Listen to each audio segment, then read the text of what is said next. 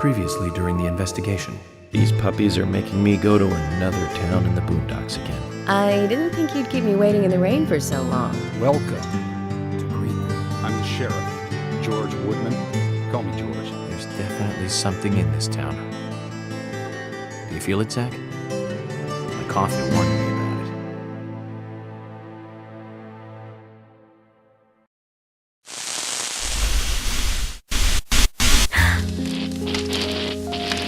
It's broken. I've been using that one for a long time. Why don't you get it repaired? This TV is important to you, right? It's got some memories attached to it, sure. I used to watch movies on this thing with your grandma all the time. Grandma liked movies? Of course she did. Everyone loves movies, right? I love movies too. I've never been to a movie theater though.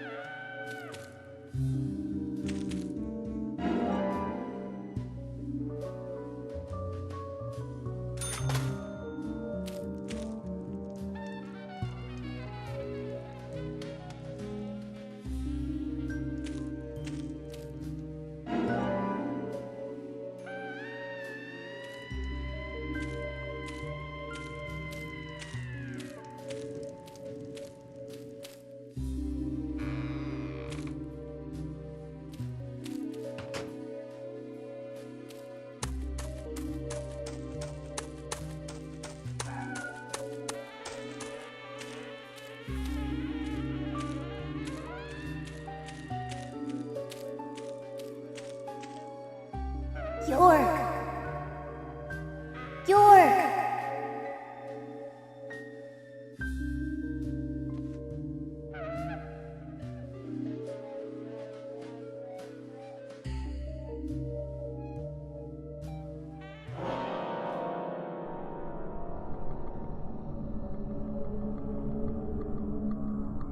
Don't breathe.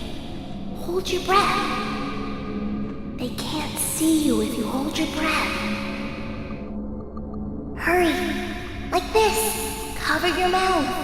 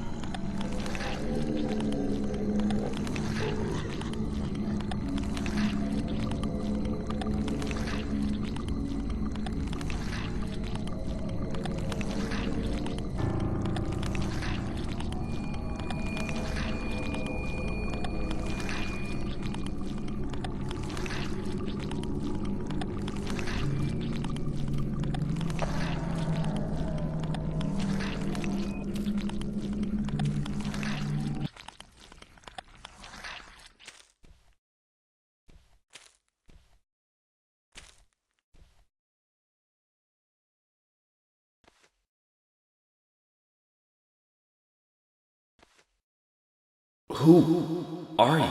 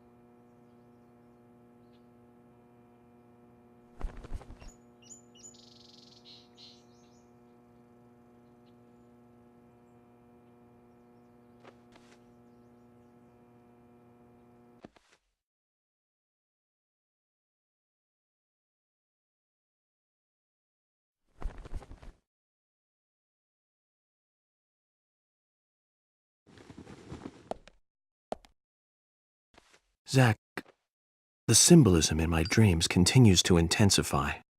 A forest of red trees, a carpet with red leaves, a strange doll, and twin angels. But that child is what bothers me the most. I swear I've seen him before. I just can't remember where. Well, it'll probably come back to me eventually. For now, we need coffee.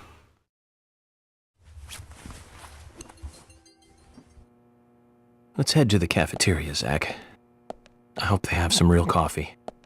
I really need some coffee. Then we can head to the sheriff's office. There's a proper procedure for everything, right, Zach?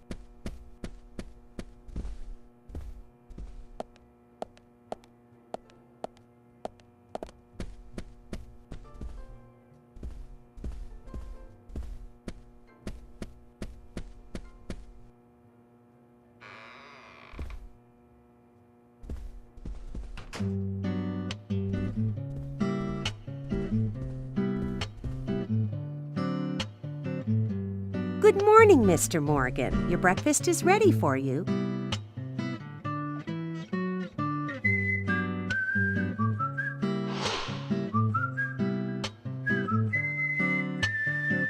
Thank you, Mrs. Polly Oxford. Just Polly is fine. Well then. Thank you, Polly. I'm starving.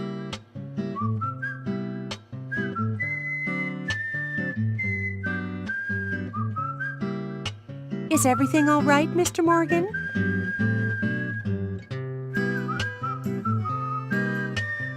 What is it, Mr. Morgan? Oh, nothing. I just said that these bacon and eggs are the very best I've ever tasted. Oh, really? You flatter me again. Well, Mr. Morgan, I'd better start cleaning up. You just take it easy. I'll bring your coffee out in a moment. Thank you, Polly. I have to warn you, though, I am very particular about my coffee. The very best you have, please. I understand. I'll be right back with it.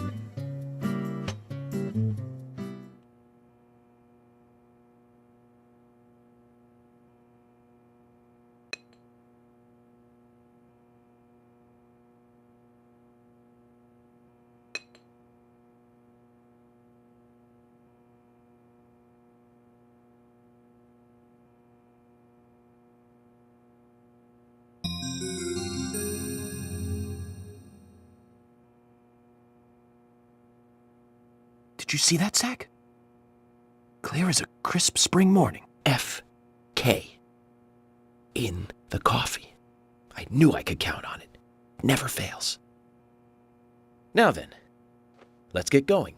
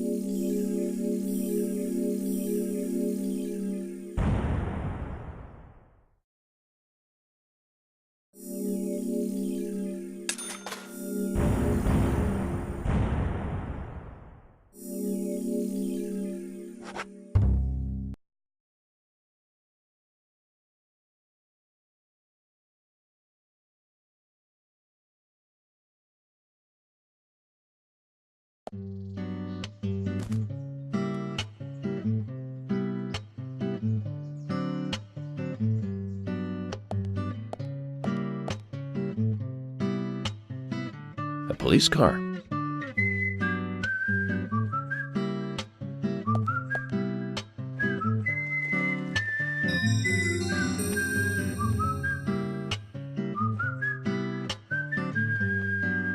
So we have King George to thank for preparing a car for me. A pleasant surprise, eh, Zach? Let's take it for a spin.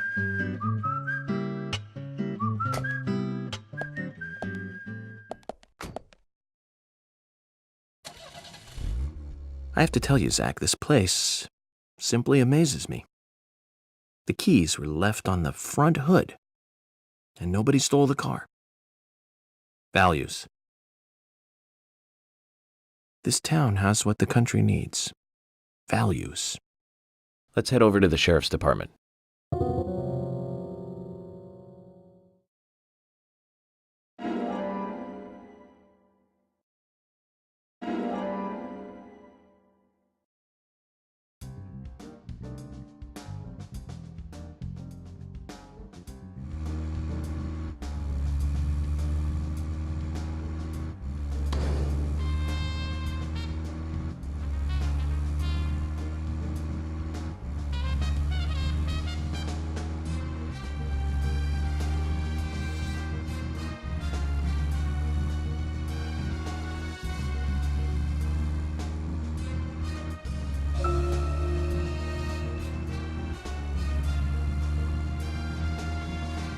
So, Zach, about those bonus features in DVDs nowadays. You know, the ones from the 80s have almost no bonus material. Even if they do, it's a trailer and the visual quality is pretty bad. Well, that visual quality is a good reminder of those days. So many new audio and visual appliances were coming out back then. Do you remember the first video deck we bought? We bought it to record one of the Star Wars movies on TV. And remember when that video store opened, we spent hours there, just trying to find a good movie to rent. There weren't that many to choose from back then. I remember renting some really bad ones after reading those back cover taglines. Hey, remember? Attack of the Killer Tomatoes, filmed in 1978. Produced, directed, written, and edited by John DeBello. It was really awful, but for some reason I still remember it pretty well. It had so many sequels, and the original was re-released in '95. The 87-minute-long theatrical release bumped up to a whopping 90 minutes. But that was around the time I joined the Bureau. I never have a chance to see it. I know, Zach. Once this case is over, we can watch it together. I bet we can buy a copy on the internet pretty easily.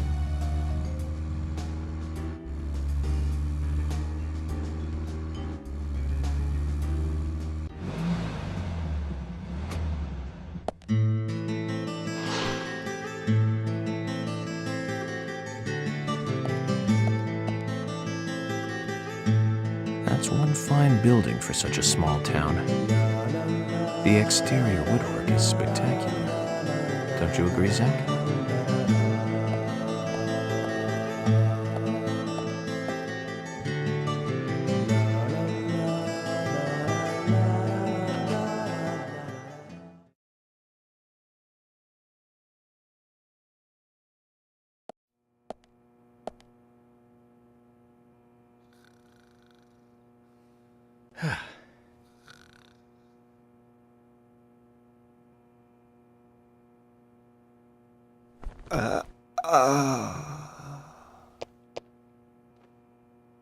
Pleasure to meet you, Agent Morgan.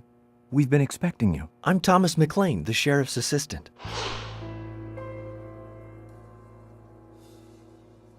FBI Special Agent Francis York Morgan. Please just call me York. It's what everyone else calls me. Very well then, Agent York. I believe I owe you a thank you for retrieving my belongings from my car. Thanks. Oh, no, just doing my job. Well, I want to help do everything I can to help the investigation. I just can't believe Anna was murdered. She was such a bright and lovely girl. Did you know her well? Well, no, not really. But it's a very small town. I'm sorry. It's just that this is the first really big case I've ever seen. I understand. Just try to relax. Can I have a look at Anna's file now? Yes, of course. The sheriff told me to let you through to the meeting room, but I've lost the key to the cabinet where the files are. Why don't you take a look around while I go look for it? Okay. Let me know when things are ready. Zach, Thomas appears to be the kind and sensitive type, totally at odds with the monarch. Almost a good setting for a cartoon.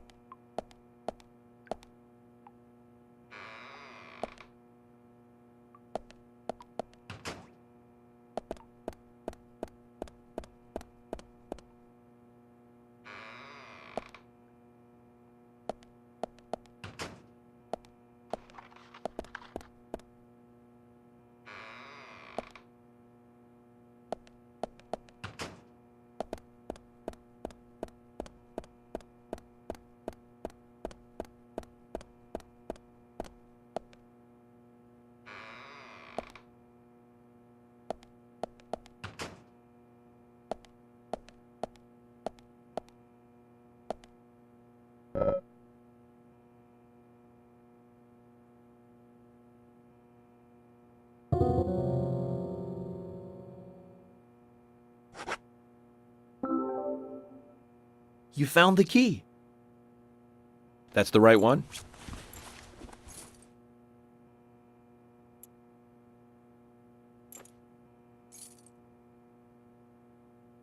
Yes, a southern flying squirrel. Thank you so much.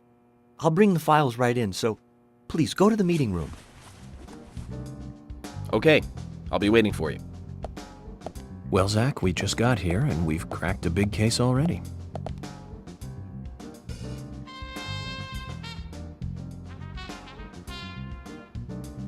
The victim's name was Anna Graham. Age 18, she just recently graduated from high school this year. Her dream was to move out to the city and become a model. But for the time being, she was working in the A&G diner here in town. She lived with her mother, Sally. Anna's father died in an accident in the lumber mill when she was a child. Her mother is unemployed and lives on the insurance money from her husband's accident. After all, it's a small town with a low cost of living. Financially, they seem to get by fine, and they led normal lives. A normal life is exactly what a curious teenager doesn't want. It's all starting to make sense, Zach.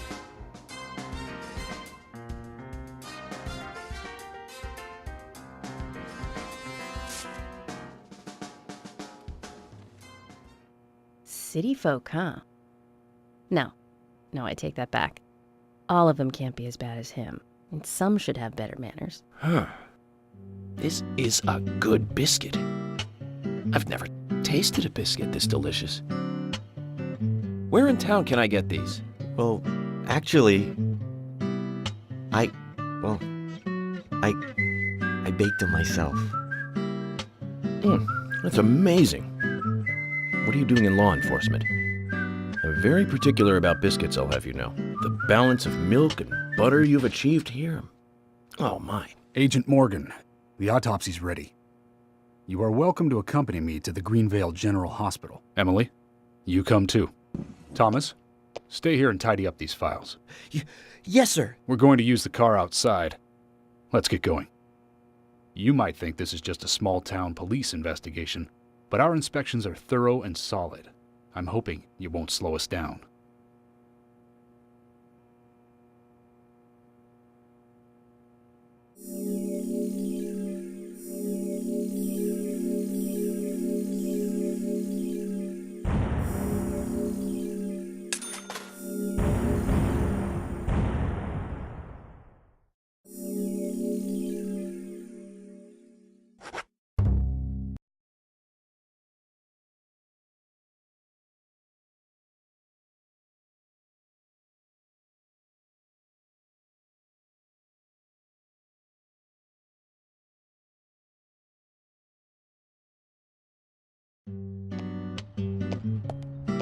The Greenvale General Hospital is down the road by the lake. It's too far to walk. Come on, get in the car. If I'm riding in a car, George, I prefer to be the driver. Can you provide a car for me? What are you talking about? You don't even know how to get there. Which is another good reason for me to drive, George. I need to learn my way around town. Oh, man. Very well. Then I'll ride with you. I want to keep an eye on you. Fair enough. Just one thing, Agent Morgan. Your involvement in this case is limited. That means you don't have to learn your way around town.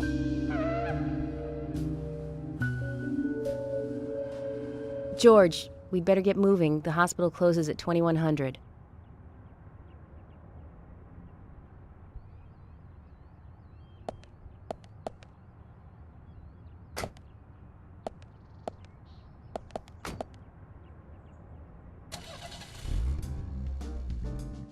Agent Morgan, get us there quickly, but drive within the speed limit. Just because you have a badge doesn't mean you can drive like a maniac. George, what are you, his mother?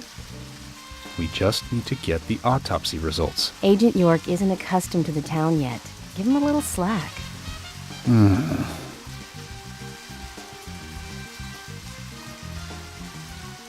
Well then, Agent York, let's get going. Sure, sounds good.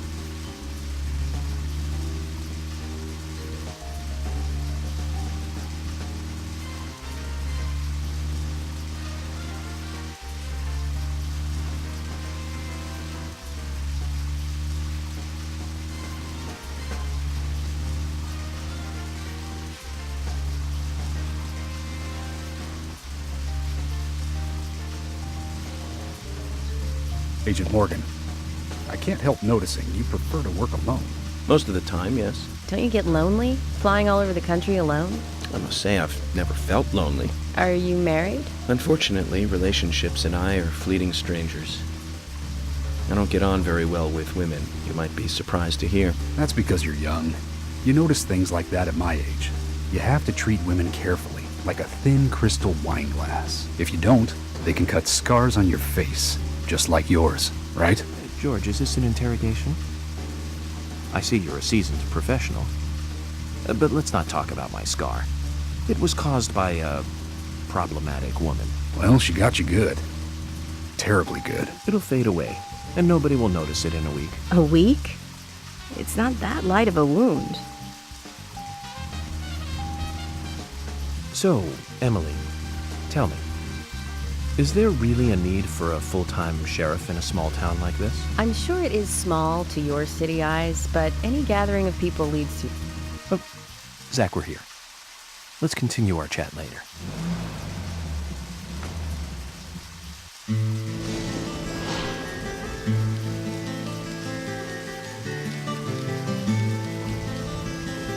That's a pretty big hospital.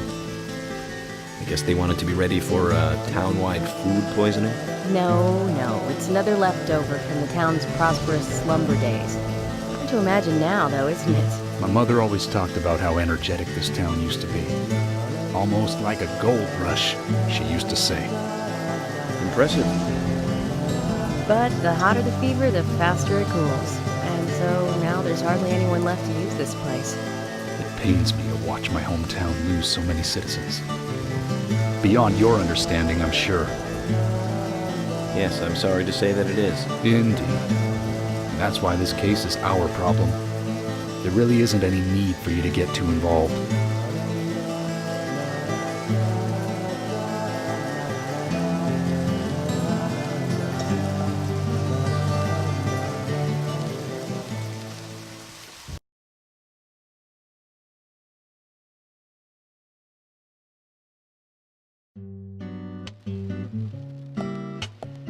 Hello, Sheriff.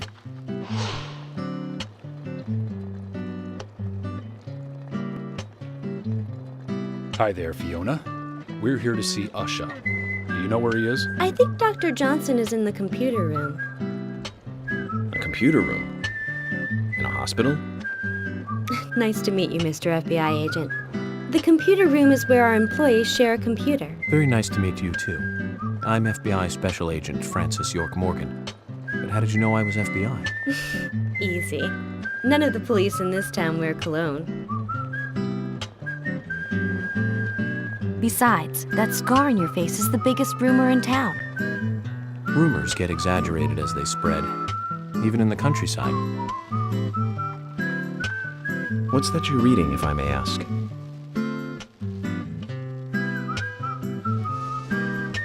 You haven't heard of this yet?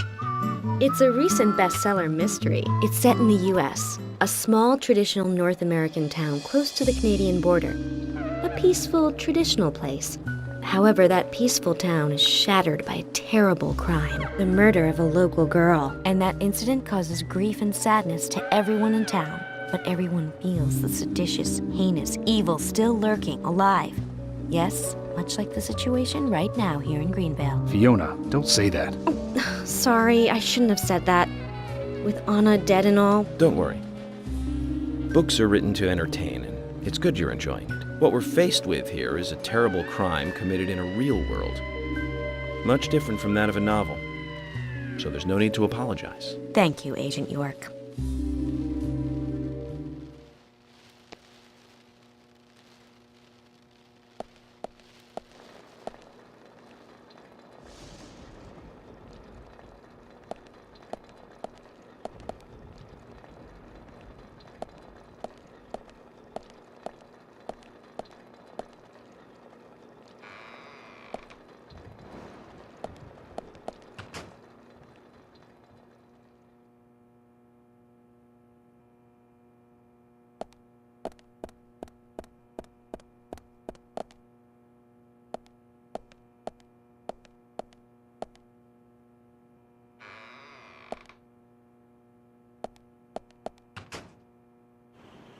We couldn't find him.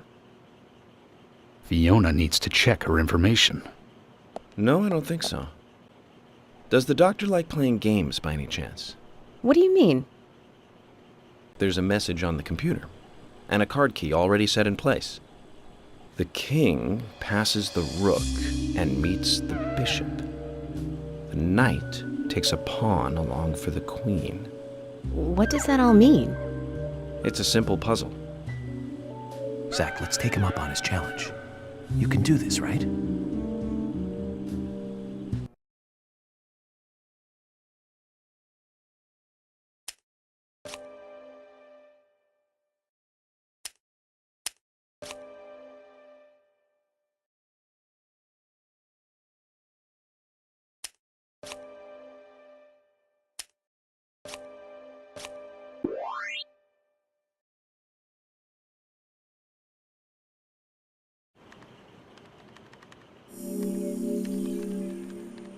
The doctor awaits below with the deceased.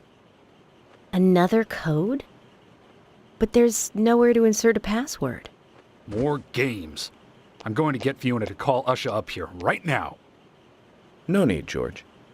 The message appeared with the card key. It's telling us where to use it. This is not the time to be joking around, Agent Morgan. Dr. Usha is below with the deceased. With Anna. Below being underground, I take it. Simple. Simple. Then it's time to meet the mischievous architect of this little game. Nah.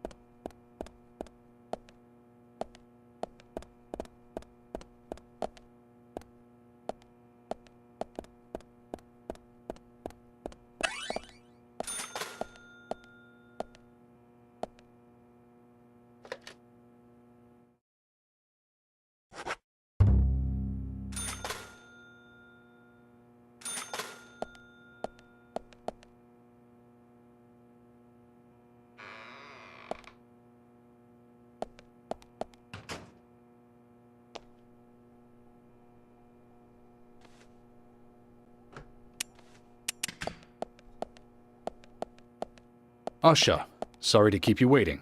Ah, you made it. Let's get started, shall we?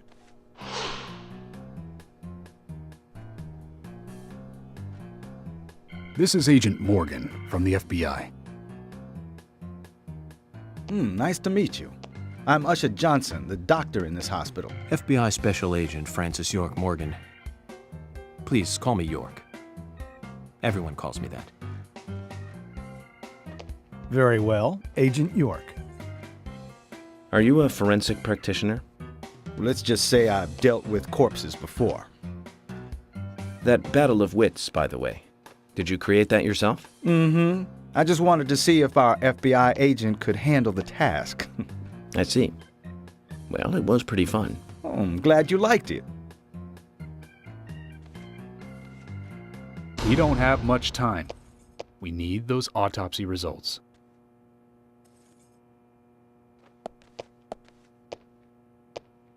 Next time, try challenging us without obstructing an investigation. You've angered the monarch.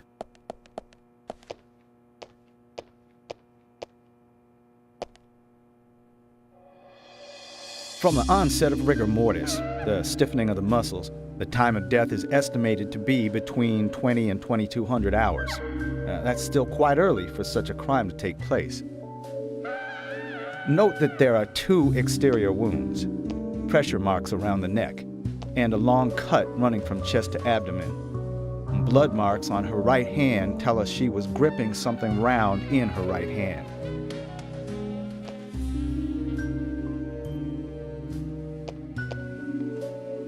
Her skull is also fractured, but that is unrelated to the cause of death. It probably happened to her after she was killed.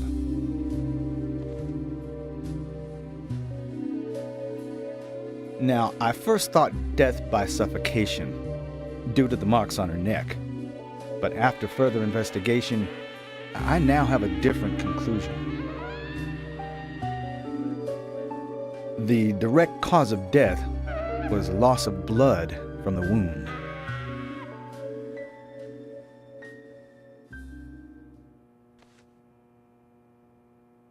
Which means... She was cut up while she was still alive. Yes, a sharp knife was used. It was inserted beneath the sternum and then quickly sliced downwards. The excessive loss of blood from her internal organs is what actually killed her. Her nails are clean, and with no skin cells from the attacker. She also doesn't appear to have been bound nor badly beaten. She was apparently killed without resistance. The most tragic thing, however, was that she was unable to speak her story to anyone who could hear her cries.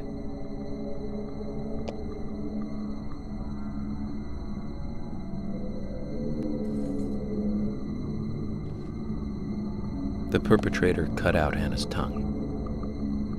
Well, I believe she was drugged first to phase her consciousness, and then the killer killed her.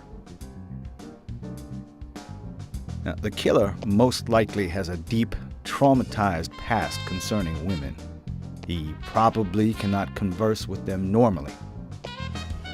Cutting out the tongue suggests a very lonely individual.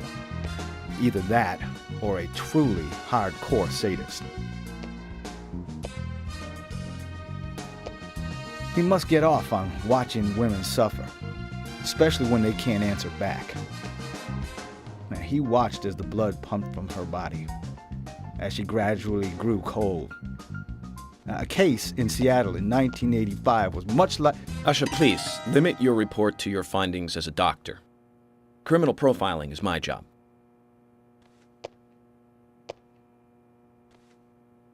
You're wrong, also.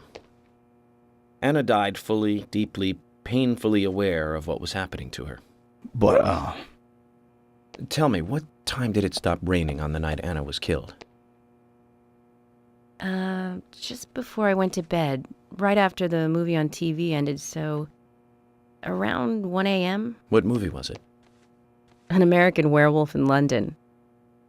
Directed by John Landis, 1981. So the rain stopped, accompanied by the ending song, Blue Moon. George, would you mind if I examined Anna myself? What more do you hope to find? I'm sure I mentioned that I have a personal interest in cases like these.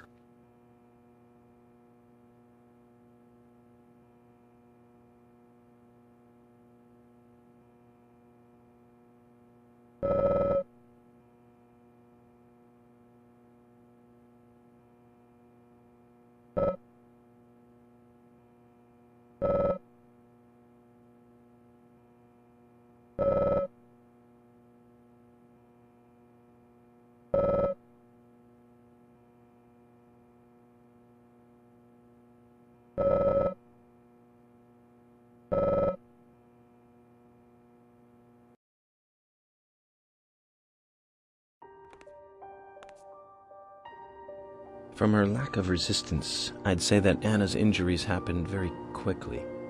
Unable to speak, she was then left to cry herself to death. Zach, it's all starting to come together. The perpetrator stayed with her for at least 2 hours until it stopped raining.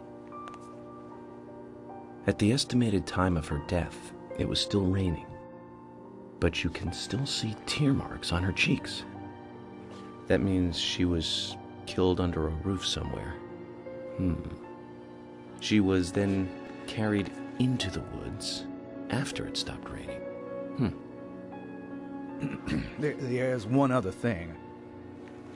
Her tongue was removed with a very blunt knife. In fact, it's more likely it was simply chopped off. Asha, are you a passionate man? Well, not particularly, but I am man enough should the moment call for it. George, how about you? I'm very passionate. Yes. Especially when it comes to women. But I don't see what that has to do with anything. George, the perpetrator, is just like you. He's passionate about women. He's a passionate kisser. This was a kiss of death. The perpetrator bit off Anna's tongue. We'll never get a dental print from a wound like this. But this is still a big lead.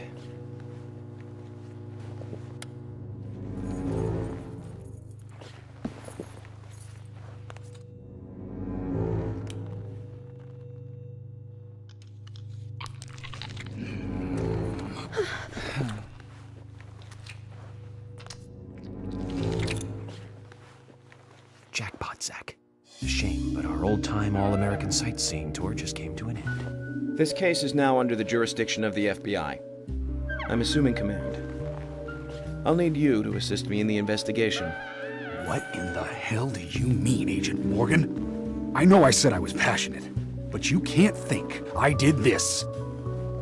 That's not why I'm assuming command, George. You're a suspect just as much as every other passionate man on Earth. Let me show you something.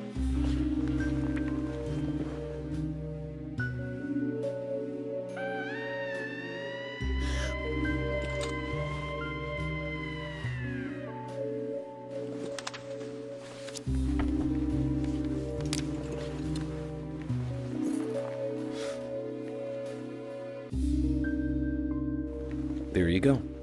Amazing, huh? I'm sure you have a lot of questions, but most of the details are top secret. George, Emily, we should be going. No need to stay here any longer.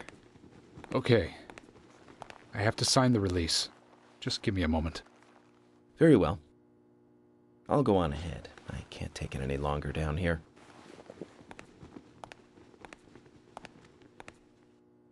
Bishop takes queen. His rook takes your queen. Then your knight takes rook. And checkmate. Huh?